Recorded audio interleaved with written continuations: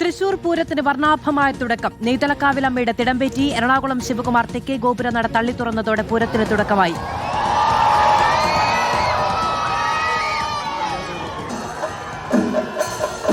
പത്തരയോടെ മണികണ്ഠനാളിലെത്തിയ എഴുന്നള്ളിപ്പിന് പിന്നാലെ കിഴക്കൂട്ട അനിയന്മാരുടെ നേതൃത്വത്തിൽ 1 മണിക്കൂർ നീണ്ട പണ്ടിമേളം അരങ്ങേറി.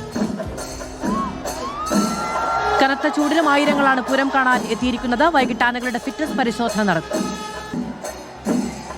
VS രഞ്ജിത്ത് വിവരങ്ങളുമായുണ്ട്. രഞ്ജിത്ത്, ഇന്നത്തെ ചടങ്ങുകൾ എങ്ങനെ നടന്നു? എന്താണ് വിവരങ്ങൾ?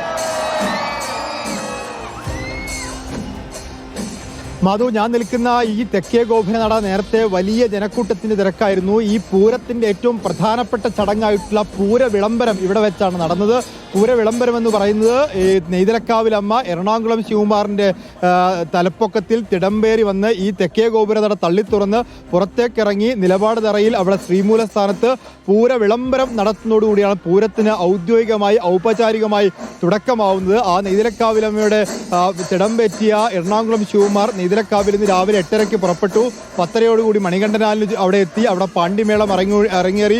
കിഴക്കൂട്ട് അനിയന്മാരുടെ നേതൃത്വത്തിലായിരുന്നു പാണ്ടിമേളം. അതിനുശേഷം വടക്കുന്നാഥന്റെ സന്നിധിയിൽ വടക്കുന്നാഥനെ വലം വെച്ച് വണങ്ങി തെക്കേ ഗോപുര നട തള്ളിത്തുറക്കുകയാണ് ഉണ്ടായത്. കഴിഞ്ഞ വർഷം ഉപചാരം ചൊല്ലി പിരിഞ്ഞു പോകുമ്പോൾ അടച്ചിട്ടതാണ് തെക്കേ ഗോപുര നട. അതിപ്പോൾ തള്ളിത്തുറന്നു. ഇന്നിപ്പോൾ ആ ചടങ്ങുകൾ പൂർത്തിയായി. ഇന്ന് വൈകിട്ട് ആനകളുടെ ഫിറ്റ്നസ് പരിശോധന മാത്രമാണ് ബാക്കിയുള്ളത്. നാളെ രാവിലെ ഘടകപൂരങ്ങൾ വന്നു തുടങ്ങും. അങ്ങനെ ഘടകപൂരങ്ങൾ 8 പൂരങ്ങളും ഘടകപൂരങ്ങൾ എത്തും. വെടിക്കെട്ട് ഒഴിവാക്കിയിട്ടുണ്ട്. പക്ഷേ എലഞ്ഞിത്തറ മേളവും അതുപോലെ തന്നെ മടത്തിൽ വരവ് പഞ്ചവാദ്യവും ഒക്കെ നടക്കും. കുടമാറ്റം 15 മിനിറ്റാക്കി ചുരുക്കിയിട്ടുണ്ട്. എങ്കിൽ പോലും മേളപ്രേമികളായ പൂരപ്രേമികളായ ആളുകൾ ഇന്ന് തന്നെ ഈ പൂരനഗരിയായിട്ടുള്ള വടക്കുന്നാഥന്റെ തിരുസന്നിധിയിലേക്ക് എത്തിക്കൊണ്ടേയിരിക്കുന്നു.